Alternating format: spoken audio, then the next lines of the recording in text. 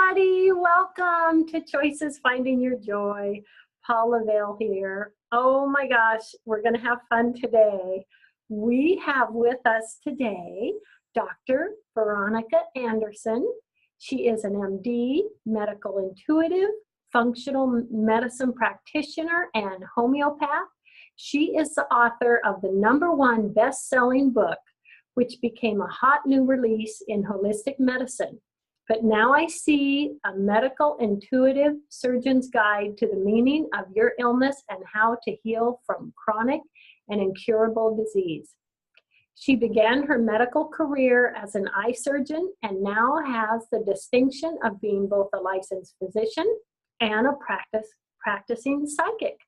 Dr. Veronica is a best-selling author and speaker and has appeared on national TV.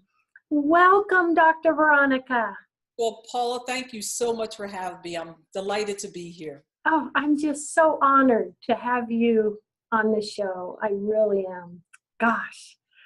Well, let's begin with, what is a medical intuitive and why did you decide to become one? So a medical intuitive is a fancy way of saying, or a high-class way of saying, I'm a psychic. But my specialty is dealing with the body. Just the same that my background is that I'm an eye surgeon originally, and I switched out of doing eye surgery a bit of time ago now, just because it wasn't who I was. And I also was realizing that, yes, I'm an eye surgeon, but I have these visions. I can see things and know things that nobody's talking about. And it helps me know what's going on in my clients and my patients. And so a medical intuitive is someone who is a high-class psychic, pretty much. And how did I get there? We're all born with intuition. And for a long, long time, I ignored mine. Because when you go to medical school, I'm a real doctor, a real MD. You're taught that everything's about the science, the evidence, and you are very left-brained. So I did not want to admit to anybody that I can do this. But as the world would have it, as the universe would have it, you get messages from your universe. That's what I talk about in my book, getting messages from your illnesses and injuries. I ended up having a huge, huge, huge knee injury. I went out running one day, tripped and fell, couldn't catch myself. And I dislocated my knee, tore everything, detached my tendon. It was a big, yucky injury, seemingly for no reason at all, except that at that point in my life, I was not at all willing to admit that I had these gifts, these talents, these abilities, or I wasn't using them at all. I was in hiding. And my spiritual teacher at the time, I like to call this guy, he's wonderful, Mr. I have no letters behind my name. And I joke like that because a lot of practitioners that you meet, doctors, they have a bunch of letters behind their name, bunches of letters behind their name. Except this guy with no letters behind his name was able to see and help me through this spiritual journey and get to the point where I would admit out loud that, yes, I can do this. Yes, I do have these abilities. They're very strong. And he told me the reason why you got this injury is because of your refusal to use your intuitive abilities. And I had had several people within the 3 months before that tell me that I was especially gifted at doing this, and I didn't want to do it. I would just be like, huh? I was at a table once with a lady who out there practicing psychic. She looked over at me. We never met before. She said, "You have visions, don't you? I can tell. They're really strong and you're really good." I never met her before. Never saw her since then. Wow. But I was mortified because, real doctors don't do things like that. Yes. Yes. So it's been an interesting journey. But I realized when I got the courage to say that I could do this, when I started even practicing it more and training it more, that it got even stronger and better. And then as I told people about it, I realized that that was the people's favorite thing about me. That's what people would come to me for over all the other training and classes and everything I've done of real medical background. But of course, it all goes together. It all goes together. I tell everybody, if you want to be a medical intuitive, you need to have some real medical background too. So if you're gifted in that area, go get some training too, because you will be able to go deeper and better. And you have a moral and ethical obligation to be as high as you possibly can. And so just like LeBron James has a basketball coach, even if you are gifted in the energy area, you should always be up-leveling, up-leveling, up-leveling. So if you're in the medical field, you're dealing with complex issues, and you should know a little bit more about that. So do something. As a physician, we have to go 30 to 50 hours a year to keep our license. And I think anybody who's working with clients in the energy field, they should have that same type of standard for themselves so that they can be better for their clients. When you go and get education and training, nothing happens other than you're actually better. Yes. Even if you disagree with what you learned, you're thinking and processing. And then I've noticed from getting more medical training, holistic training, integrated, functional, whatever it is, anything, I get better all of the time, which means I can deliver so much more to my clients, which means they get results quicker. What is a result? They get to feel better. Yes, yes. I love that, Dr. Veronica. I know myself, being a Reiki practitioner, I'm constantly researching and learning, even though, we're going on 13 years now. I've brought in the quantum healing and shamanism and so many things. I think that's great because it's like you're just constantly growing, and it does give you more to offer your clients and those around you. I love that. Yeah. So the part also is that when you collect with other practitioners, you're going to learn just from the people sitting in the seats around you. So I'm off to a medical conference at the end of the week. I look forward to it because I hear interesting cases. I meet interesting people. It up-levels me. Even if I didn't go to one single lecture, it's learning, being around colleagues who end up being your friends and your support. And think about it, there are 7 billion people in the world. One practitioner is not going to be able to take care of all 7 billion people. You need people to help you, and you're always going to come to your ceiling of complexity, the level where you say, I'm not sure how to handle this. And so then you can hand them off to other practitioners that you know, or tag team with them, or work in parallel with other practitioners, and you know who they are and what they do, so that that client who's in front of you, it's about the client, gets the result that they are looking for. They get physical healing, spiritual healing, and emotional healing. You have to work on all 3 of the levels. I love it. I love it.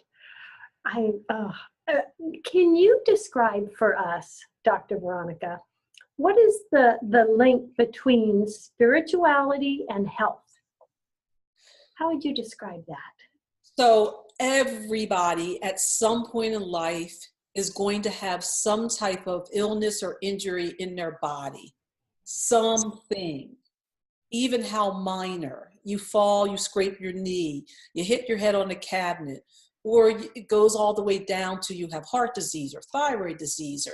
Those are messages from the universe that you have to do something different. You have to change something. So what is that message?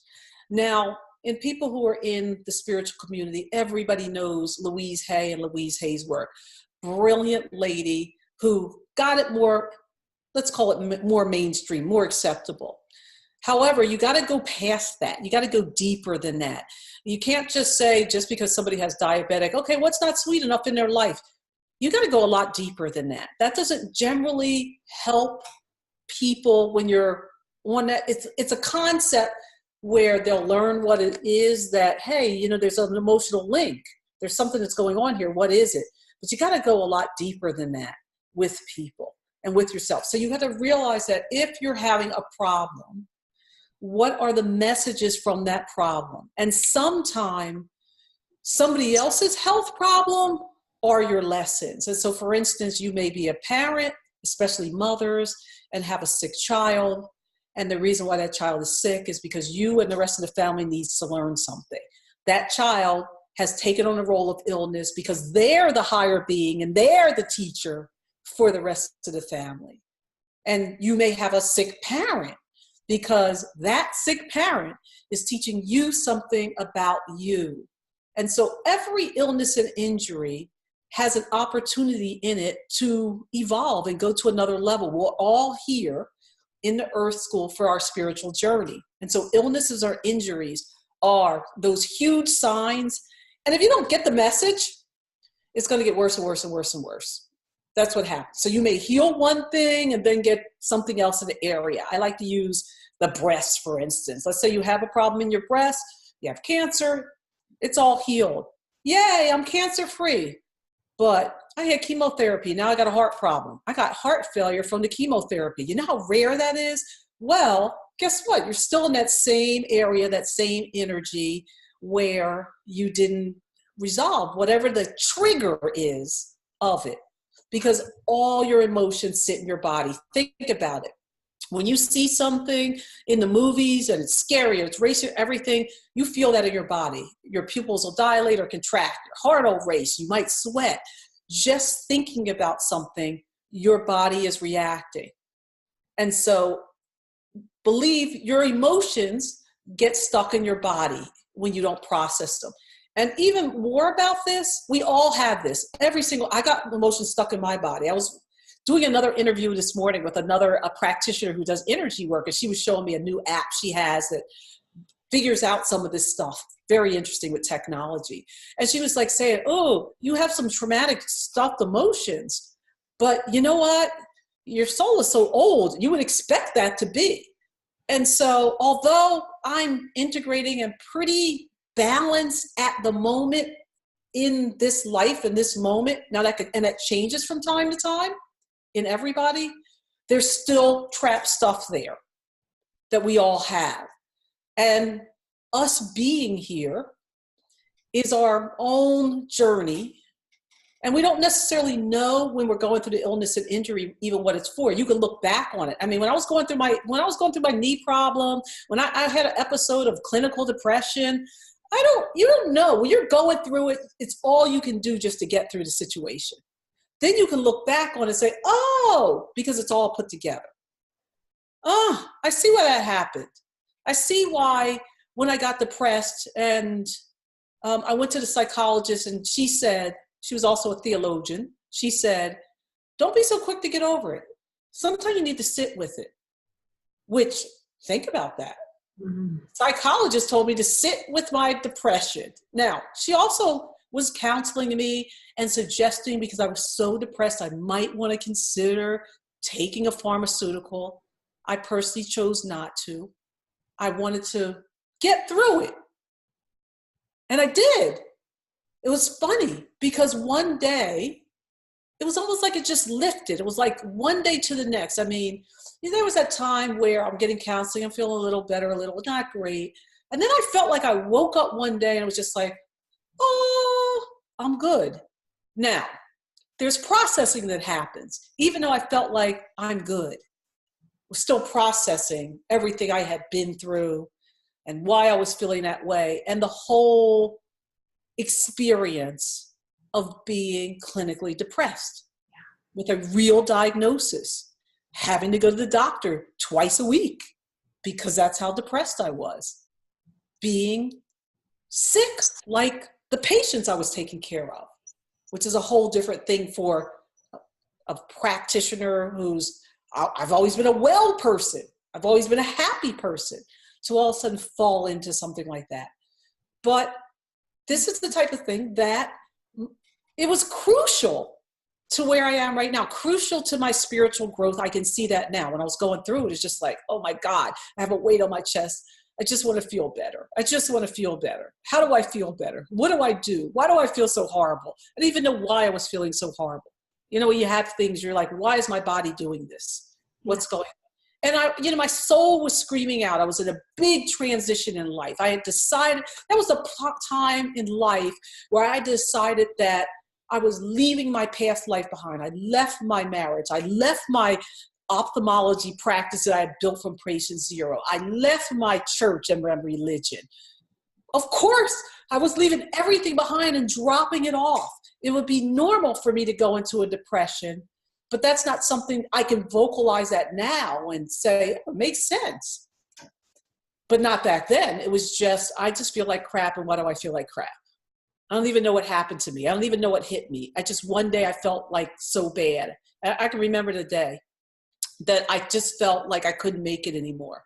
I could feel myself sliding down a hill and didn't know why I was sliding down a hill. I remember my sons were going to come home from school, and because my sons went to boarding school for a while, and they were coming home from school, and I just got so depressed. Like I couldn't handle one more thing. And I was in my office, sitting at my desk with patients in the waiting room, crying. Oh my gosh. The piece I want to even share closer about that, and most people don't know, is that female physicians have a suicide rate that is 4 times higher than other women. So what I was experiencing, felt I was all alone, and I didn't know who to turn to, and you're high functioning, and everybody's invested in you being a doctor to them and doctoring them, so they don't think about you and your health. Then when I got out of the depression enough to start talking to my female physician colleagues, some people who have been friends and or mentors, they told me how they had been through that dark stage of their life too. I remember the woman, Dr. Donna Twisdale, who delivered my babies, and she was my mentor in college, told me about her point in life like that dark point in life. And she was telling me about, oh my God, if I didn't have, I'm trying to remember what her husband's name is, but her husband's a pediatrician and was a teacher. I knew him in medical school because he was one of my pediatric teachers. If I didn't have him, she's like, I couldn't hardly get out of bed. I mean, he would make food for me. He would wash me. That's how depressed I was. And I was just like, so other people have been through this. Oh, this is why I talk about it now, because I want other people to know. Yeah. I've been there, I know. Reach out to somebody, because there are friends, colleagues that want to help you, and there can be another side. Yeah. So reaching out, don't be afraid to reach out to someone is a key, isn't it? It really is. And especially, it's hard for women overall, because we're used to being the caregivers. Mm-hmm. And then heap on top of it a woman that's a career woman. And so you are usually pushing and pulling at your career, whatever it is, whatever place it is on the ladder. It doesn't matter where you say, you know what, I'm just a normal office worker, or you're the CEO, or anywhere in between. Yeah. You generally are the driver, even when you think you're the passenger. It's like, I hear this when men say, I'm the head, but my wife is the neck. That's what you're like as a woman. You are the neck. And the neck is crucial. You don't see, you don't go, you don't do without your neck moving around, right?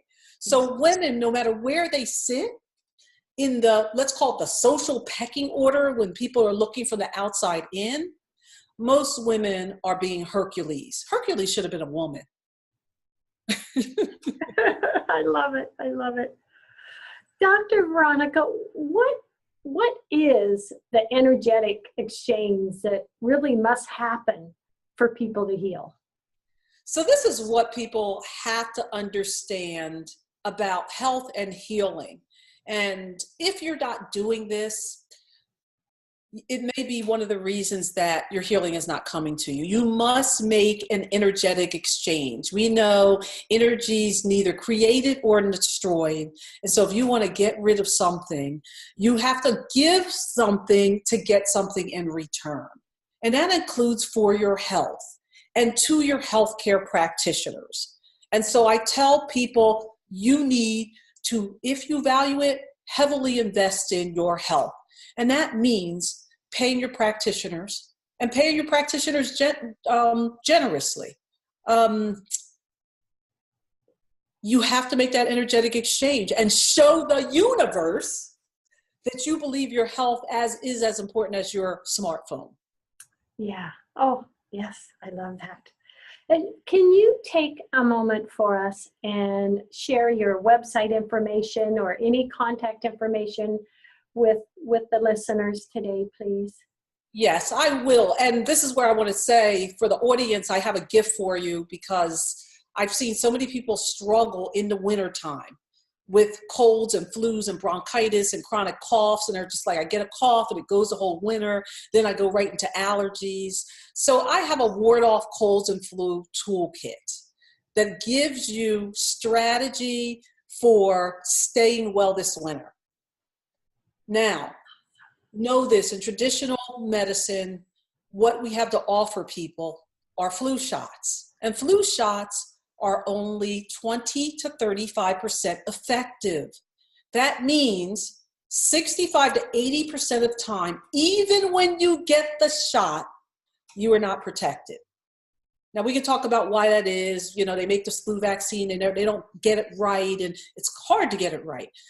The people who stay well are the ones who have tools that when they feel something come on, they know how to ward it off. Or when they do get sick, they know how to get rid of it very quickly. I tease people, I say, listen, I can do the 12-hour cold. I can feel like something coming on in the morning. By 12 hours later, I feel completely back to normal because I know what to do. So I'm sharing this toolkit with the audience, drveronica.com/flu. That's your ward off colds and flu toolkit. It talks about food. It talks about people who are more susceptible to getting colds and flus because you're on a particular medication. It talks about, I have my little flu elixir, my strengthen your immune system booster in there, the recipe for that. I add herbal remedies, homeopathic remedies that work, whether it's warding it off, or once you get it, here's what's going to help you feel better and recover quicker.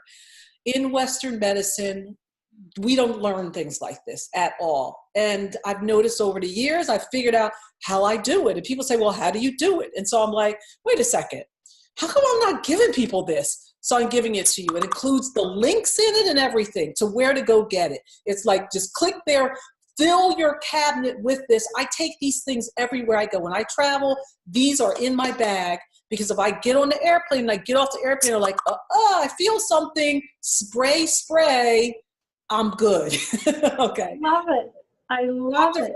drveronica.com/flu, and that should get you the word off colds and flu toolkit. There's people who cannot take the flu shot. There's formaldehyde, mercury, eggs in it. If you have any problem with any of those, you don't want to take a flu shot. And so that means you could be unprotected. But I don't take flu shots. A lot of people don't take flu shots. I've actually seen people who do take flu shots get sicker, not from the shot.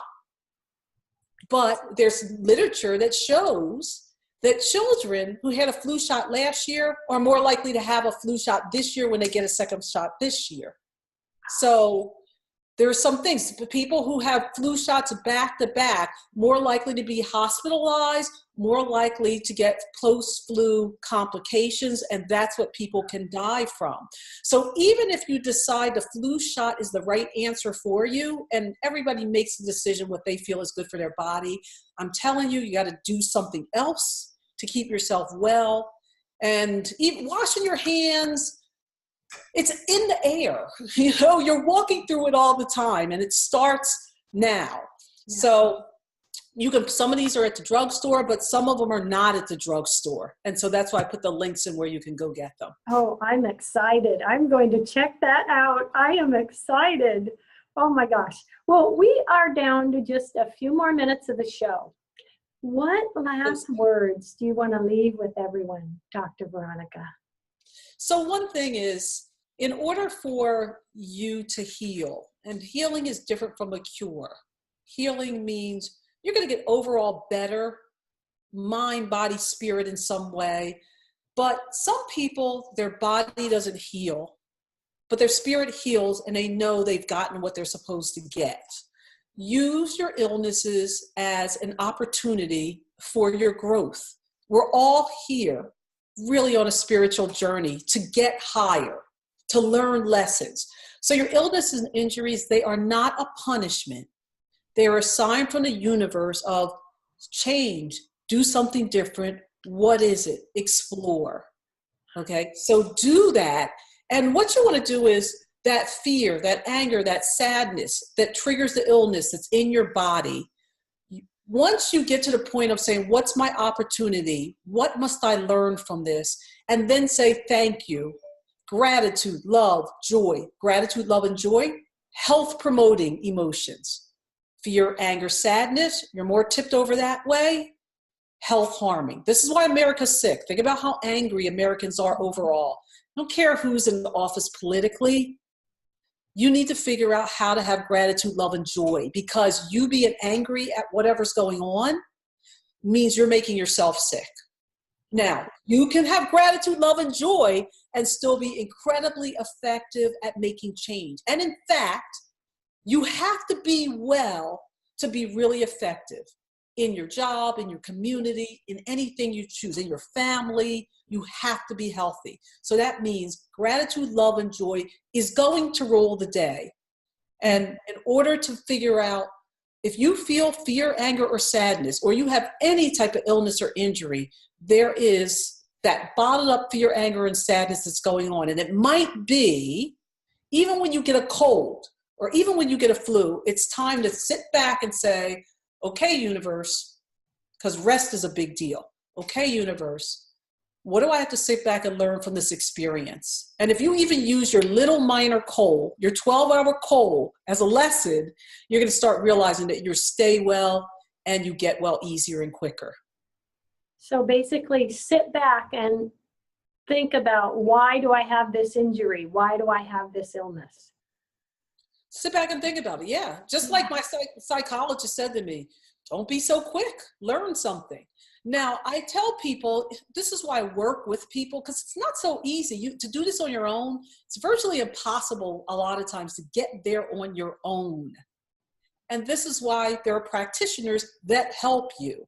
So as a medical intuitive, when people come to me, I'm able to hone in on top level issues that have to be dealt with first, and then download a plan for you from the universe that it's not just spiritual work. It's not just emotional work. It's not simply physical work, but it's all three, because that's what your energy has given to me. I channel and give voice to what your energy is saying to help walk you through this journey. I love it. Oh, thank you. Oh my gosh. And thank you for all the people that you help, Dr. Veronica. I could talk to you for another hour. Oh my gosh, we may have to do another show. Well, I would love to. Yeah. I enjoy doing interviews because it gives me the opportunity to share in an area where a lot of people just aren't aware. So I'm also practical. That's why I'm like, it's wintertime. Let's give away that flu kit. Yeah. Because I want to be practical. If you're sick with the flu, you're not going to be doing spiritual work right that moment. Okay. I love it. I love it. Oh, well, thank you so much. Love, hugs, and blessings. And to everybody out there, love, hugs, blessings. Thank you for joining us today. Bye.